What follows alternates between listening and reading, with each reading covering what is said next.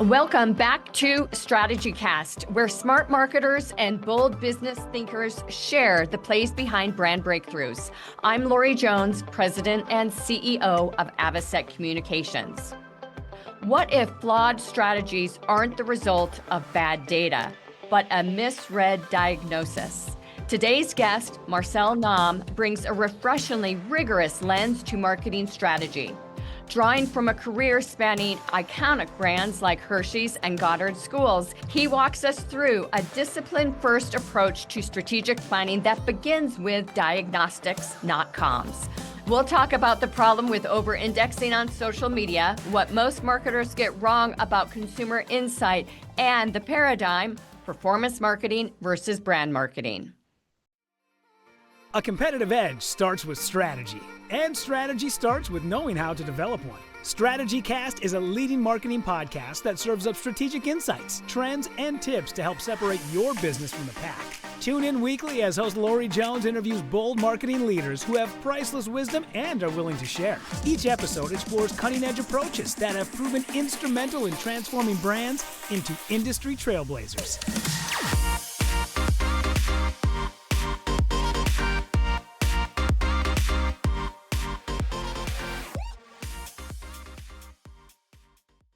Welcome to the show, Marcel. Thank you, Lori. It's a pleasure to be here. Thanks for the opportunity to be with you. Oh my gosh, you are such an incredible background. My goodness, before we really dive into your strategic lens, tell us a little bit more about your journey. Yes, I was born and grew up in Brazil. I came to the US to get a master's in business. And I would say my career probably can be divided in two steps. The first 20 years or so was all in consumer packaged goods, very traditional CPG marketing, a great foundation, really a phenomenal school for any marketer. And then the last 7 or so years in franchising, and I've worked in quick serve restaurants and now in early childhood education. What's amazing is that despite the different industries or categories you work on, there's some things that are true about the nature of marketing and consumers. And that's what I really tried to take from one place to the other. Yeah. What are some of those consistent threads that you bring from, even B2B to consumer or CPG?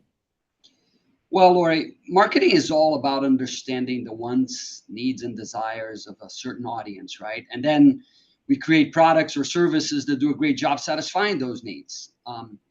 The issue is it can't stop there.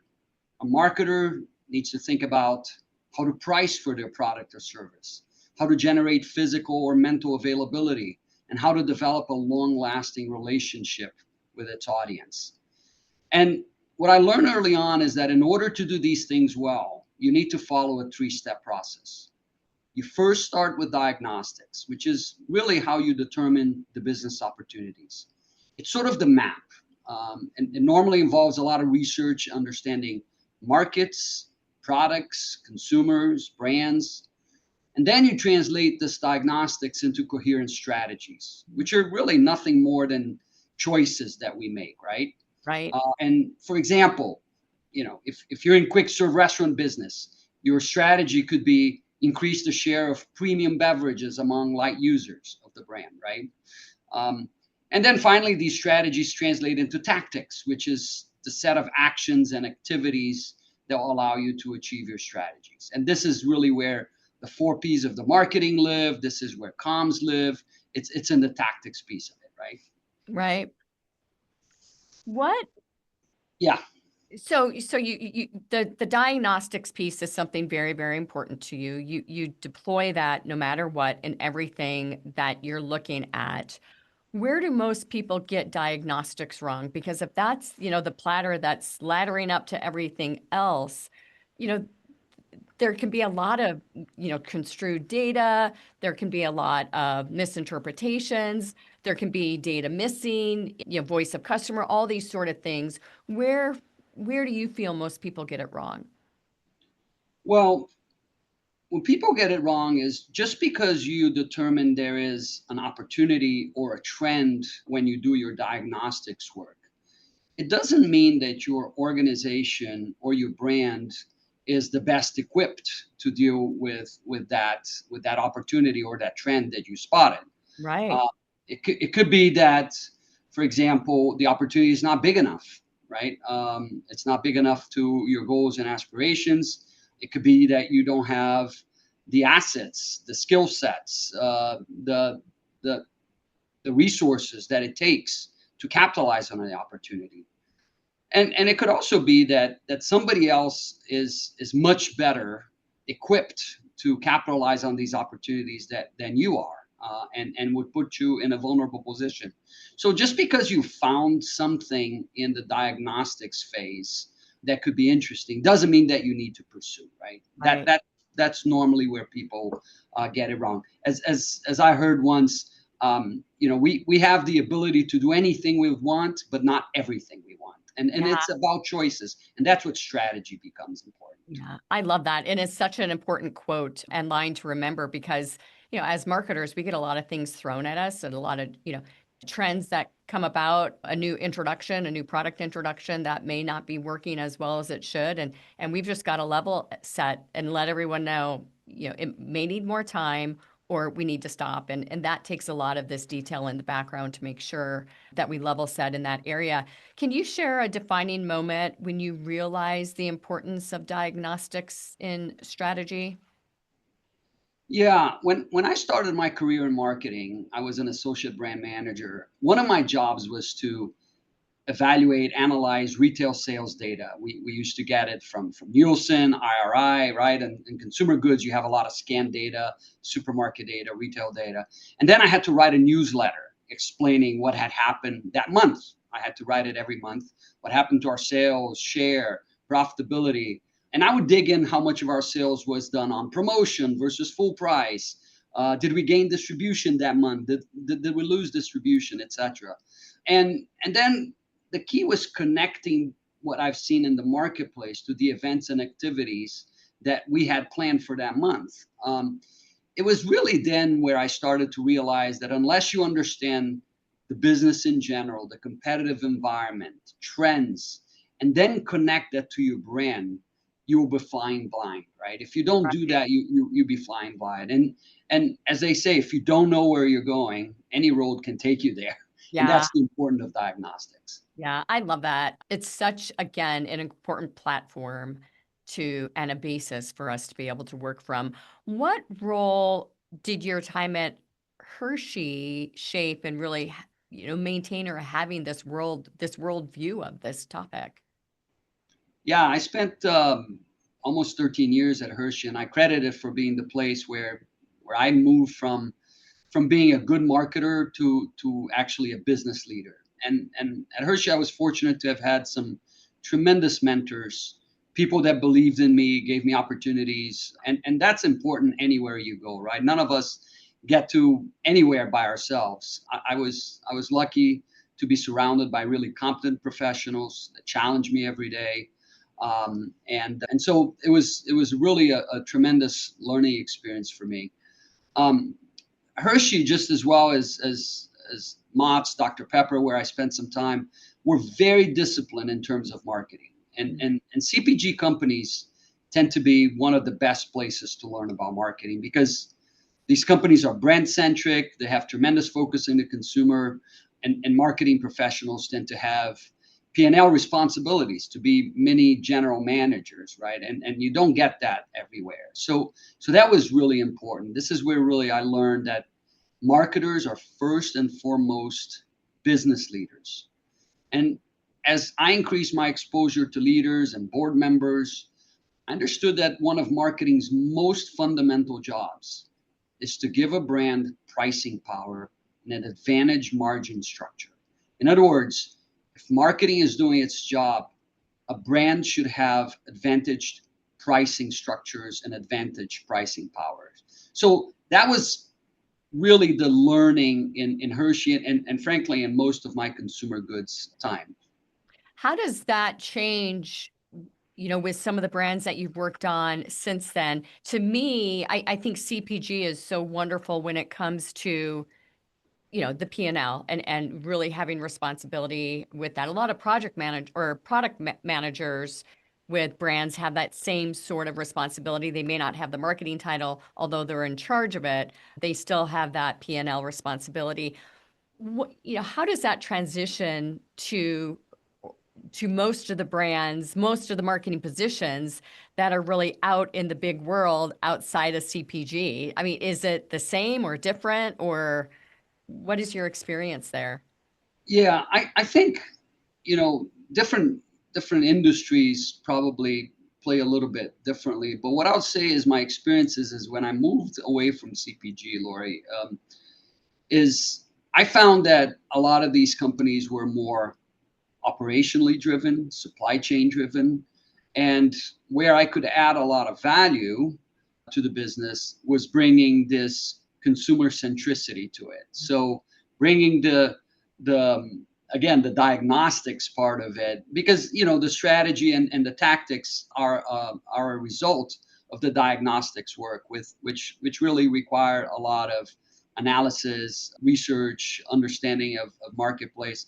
And I thought that was the piece that I could bring, and then obviously how to translate that into marketing programs. And that's where I've been able to add value in the other places where I've worked outside CPG. There's sometimes a tendency in many organizations, and I'll be a little bit provocative here, to think of marketing as sort of the coloring book department, right? And some of the opportunities I had is to show the business value that marketing adds to these organizations, and that was really a unique experience. And then on the other hand, I was able to add to my sort of arsenal of tools things that you don't see a lot of on consumer packaged goods. So I learned a lot about certainly lead generation businesses, a lot of loyalty programs, things that are common in multi-unit retail, but are not that common in CPG. Yeah, so it's a good exchange. Yeah, it's fantastic. The experience, no matter what, that large corporations and CPG in general lends to any marketer in the field today, I think is phenomenal. Let's transition to diving into the discipline of diagnostics. You've said that most marketers spend too much time on communication, especially social media. Why is that a problem? So, Lori, spending time on social media per se is not a problem. But I want to go back to what I mentioned earlier. Marketers are business leaders in a much broader sense. So, yes, communications is important, and social media is an important part of communications today. But I estimate that it should not occupy more than 10 to 15% of the time of a marketing leader, right?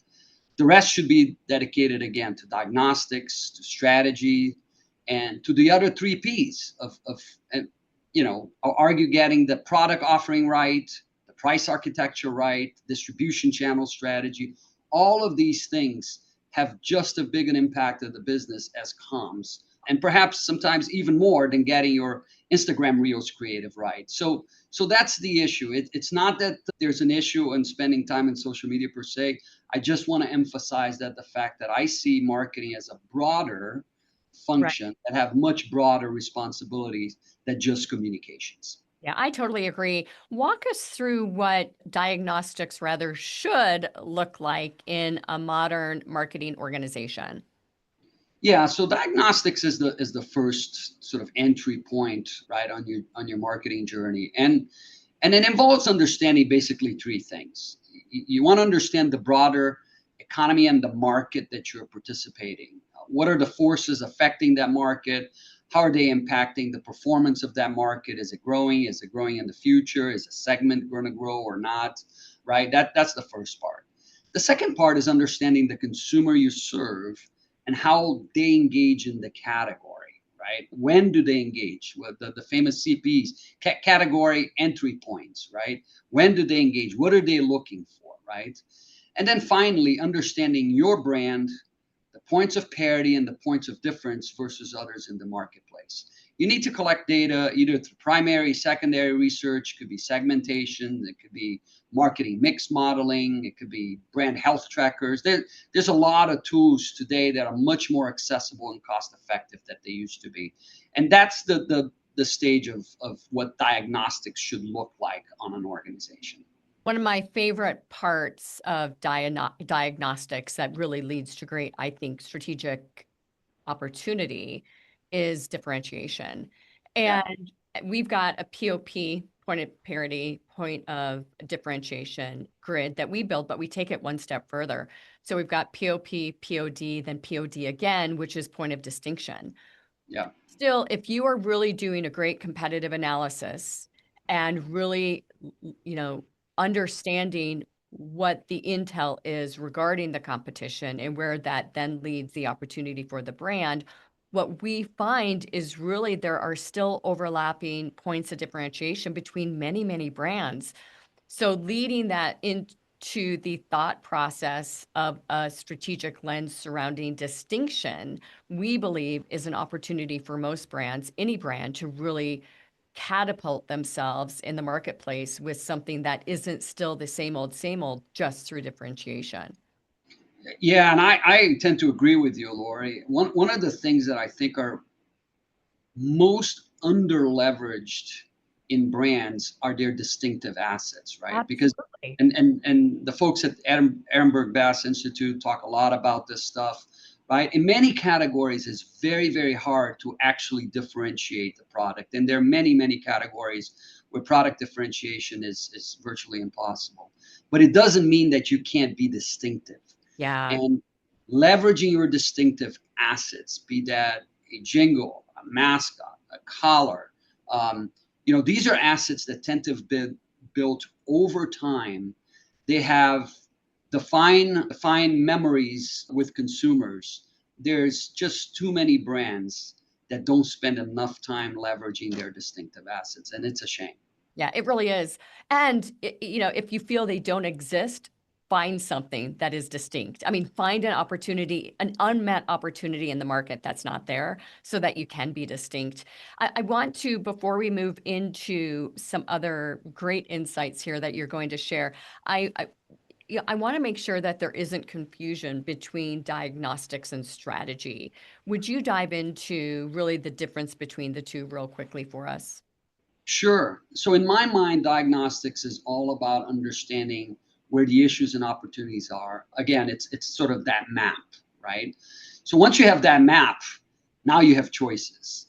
And that's what strategy comes on. Strategy is all about choices. It's about choosing how you will mitigate the threats or capitalize on the opportunities that you found through your diagnostics work. So let me give you an example, right? My diagnostics can tell me that certain segment of my target audience has a much lower perception of value about my brand than I would like. Mm-hmm. Well, the strategy then will say, I want to focus on improving the value perception of that particular segment, right? So that's going to be my strategy. I want to improve value perception of a certain part of the audience. And then the tactics will be all about the activities I will try to engage with to try to changing that perception of value of that audience have about my brand. So for example, it could be that I will talk more about how my brand not only provide childcare services, but we also offer complementary resources and activities for parents to do at home, right? So that's a particular tactic that will help enhance the value that this particular audience see about my brand. So I try to give you an example of how the diagnostics come, where the strategy and choices come, and then your tactics basically build on how you're going to achieve the strategies that you set for yourself. I love it. And you have this incredible example of where the diagnostics were right, but the strategy missed the mark with Reese's Select. Talk to us about what went wrong there. Yeah, during my time at Hershey, I had the opportunity to be part of this. But there's not only in confections, but in many categories, the idea of consumers gravitating towards premium brands, premium experiences. It has been going on for a while. And the diagnostics work actually reviewed that was a trend in the marketplace. People were looking for more premium brands and premium experiences. So the strategy was then try to take one of the brands on the portfolio. In this case, it was Reese's, and try to upscale that brand to try to grab a piece of that trend. And the strategy involved coming out with a new product that was a little bit more premium price, that was packaged a little differently, etc.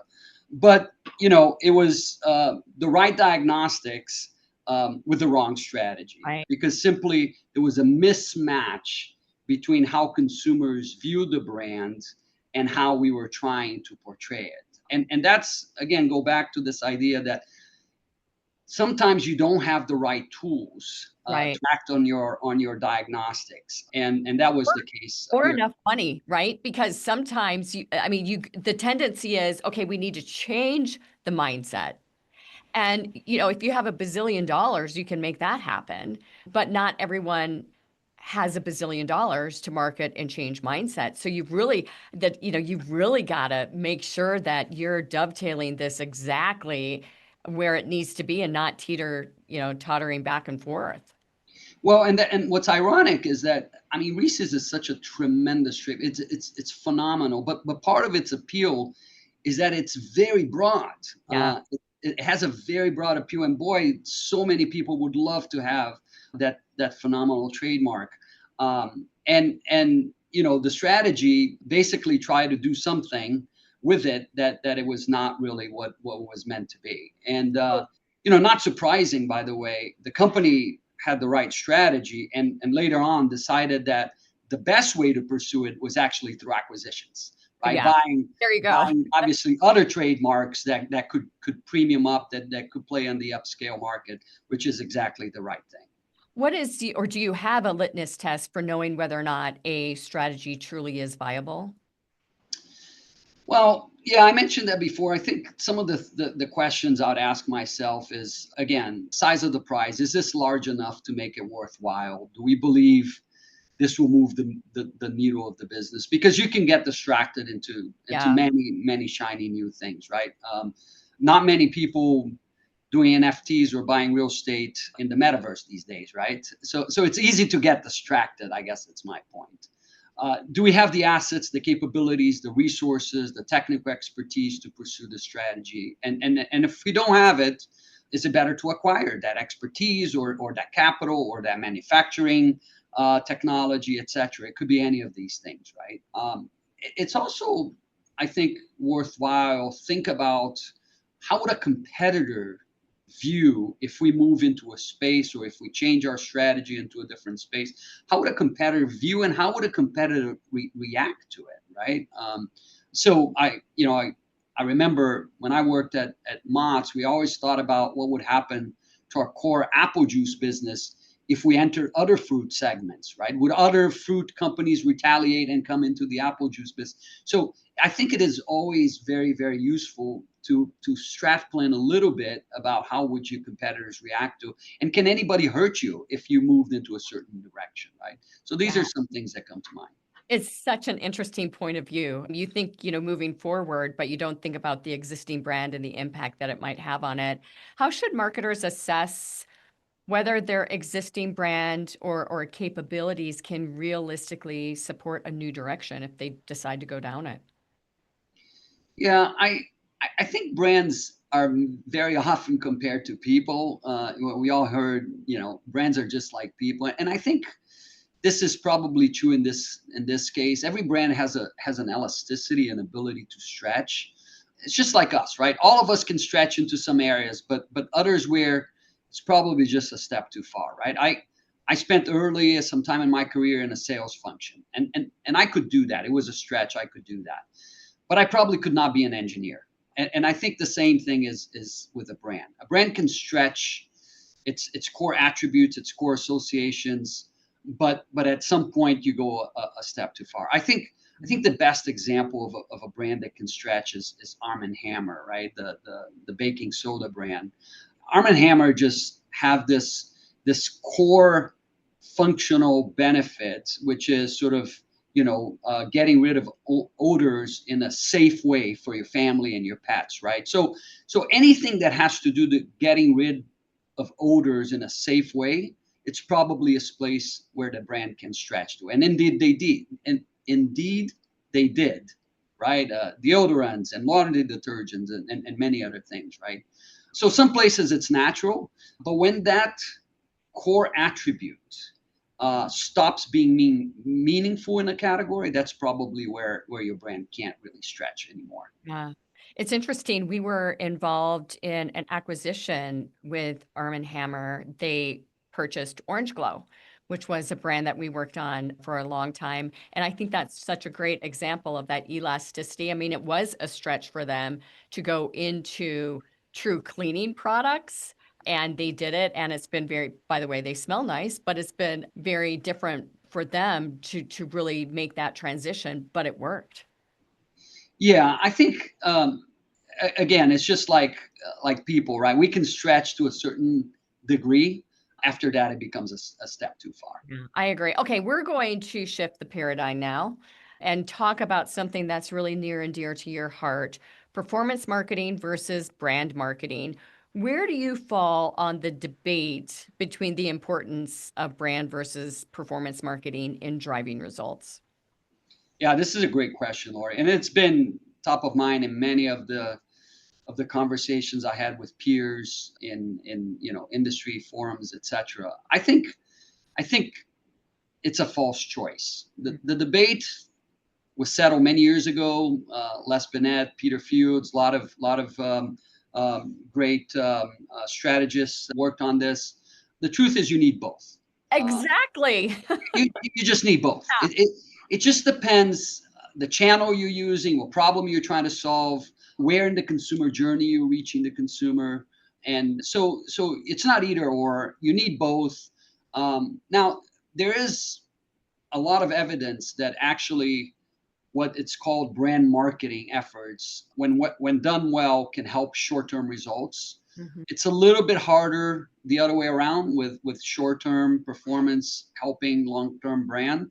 It can happen, but it's a lot more rare. Yeah. But there's no either or here. The answer is and. Yeah. It's interesting. I think a lot of this depends on the awareness of the brand in the market to begin with. Mhm. And if you've got low awareness, then brand has to be a very, very important component of what you're doing to create awareness in top of funnel. And yes, think about it this way. So 95% of potential buyers, this is more B2B. I could certainly transition to CPG as well, and retail, quite frankly. But 95% of buyers at any given moment in time are not buying. 5% are. So That's right. without brand marketing, what are you doing to take care of the 95% that aren't necessarily buying at that moment in time? I mean, you're taking care of them with brand, and then the performance is really taking care of that 5%. You have to have the two working hand in hand. That's exactly right. And that's what the role of advertising is mostly priming your mind, because our minds decay, Yeah. right? Our memories decay, and it's about keeping the brand fresh, and it's about keeping these very, very core one or two associations fresh in your mind. So when you reach a category entry point, you're then ready, right? The folks of System One like to talk about salesmanship and showmanship, right? So Right. you need both. You need a little bit of showmanship, and then you need the salesmanship just to close the deal. Yeah. I'm going to go off on a tangent here just with our own experience here for a minute. I think a lot of people go directly to performance marketing tactics like, SEM and digital, because they don't understand what a fully integrated approach, the importance of a fully integrated approach with their communications, marketing, advertising program. They hire a digital only firm and expect that that's going to work with performance, but they've got zero awareness. Or they hire a PR only firm expecting that, the blips on the radar that you get with a good hit and maybe some ongoing social is going to do the job. It's not. Integrated marketing is where it is. When you integrate the peso model, or we call it an ESOP model, or a OSEP model, owned, shared, earned, and paid. You get all of that combined. So, those of you who are listening today and may not be as seasoned as Marcel and I are, remember that you need that integrated approach. It is absolutely paramount to a successful program. And go ahead, finish it up, please. And you said this, I do think a lot of brands have been sold a bill of goods by digital-only firms stating, we can do it all for you. It does not work that way. Yeah, and what I was going to say, Lori, is that what your comment you made has profound implications for how you structure your marketing organization. Right. Because if you're thinking about integrated marketing, it makes absolutely no sense to separate your performance from your brand. This needs to be thought through as a holistic endeavor. I agree. And I've seen a lot of organizations where these things live in silos, and therefore the consumer experience is actually very different depending of which touch point they're interacting with your brand, which is obviously detrimental to the overall experience. Why do you think performance marketers continue to dive into the channel this way? Yeah, because I think the ad tech companies have really influence how we behave. So the ad tech companies came to us and they say, we have all this targeting capabilities. They're so precise that there's going to be very little waste, and I can calculate the ROI for you with precision. And that's just not exactly how it works, right? First of all, there's plenty of studies made. Targeting capabilities are much worse than advertised. Many platforms make basic mistakes like misidentifying the gender of the person that the ad is being served to. And if you can't figure out the gender, let alone other characteristics. Yeah. Right? The ad tech ecosystem is full of fraud, and the main actors have no interest in solving it.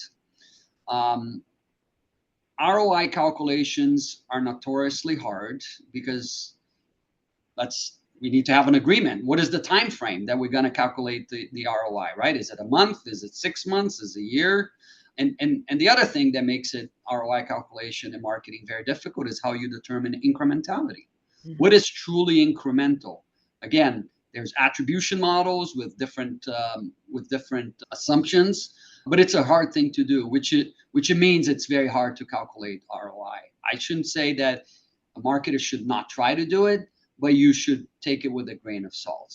Yeah. Most tests done by Google, Meta, or Amazon overestimate the impact of short-term performance tactics and underestimate the impact of long-term brand building, right? Right.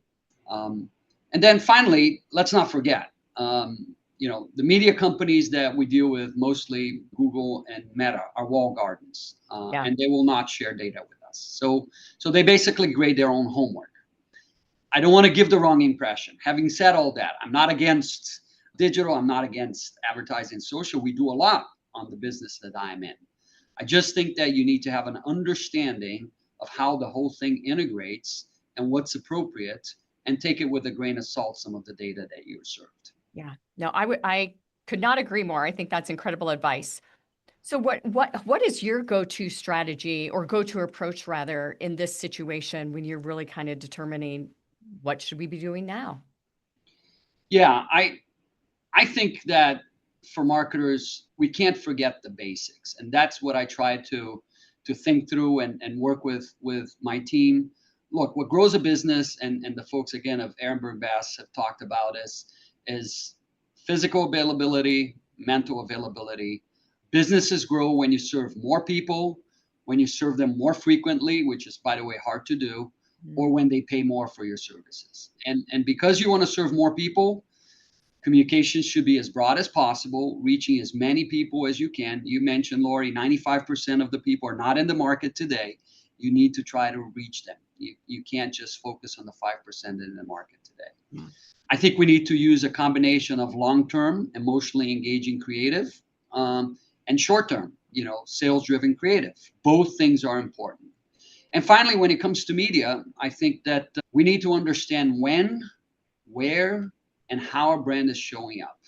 It's hard to believe, but both Google and Meta sell advertising products where the advertiser doesn't know exactly where the ad is showing up. PMax, Advantage Plus.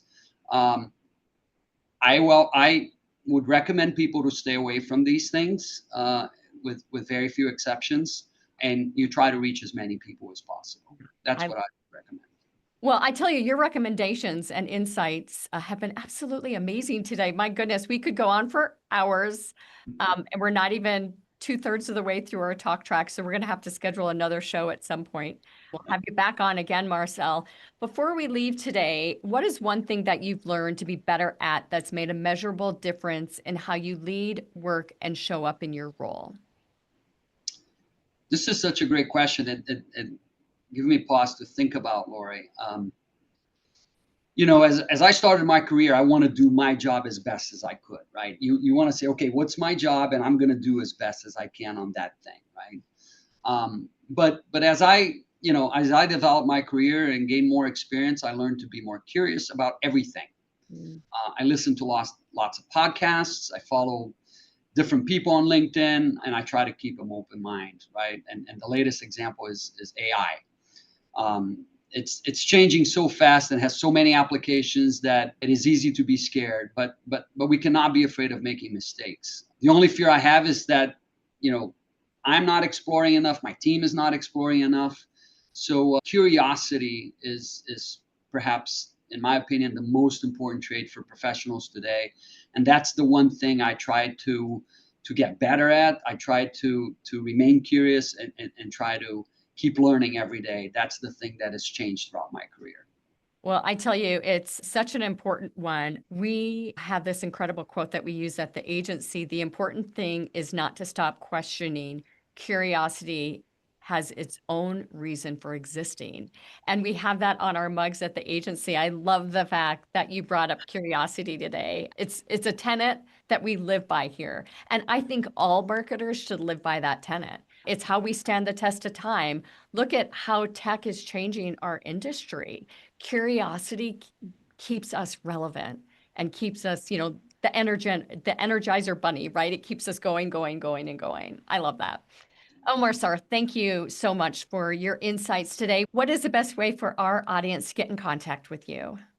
I am on LinkedIn. I'm probably not as active as I should be. I listen a lot. I speak when I think I have something to say, but I love to connect with people on LinkedIn. Feel free to reach out to me, Marcel Nahm. And if you'd like to get in contact with me, LinkedIn is great as well. And that is Lori Sutorius Jones on LinkedIn. Marcel Nahm, thank you so much for your appearance on the StrategyCast podcast. It was my pleasure, Lori. Thanks for having me. That's a wrap. Thanks for joining us on today's show. We hope your strategic brains are spinning with new ideas and bold inspiration that will elevate your strategies and marketing know-how.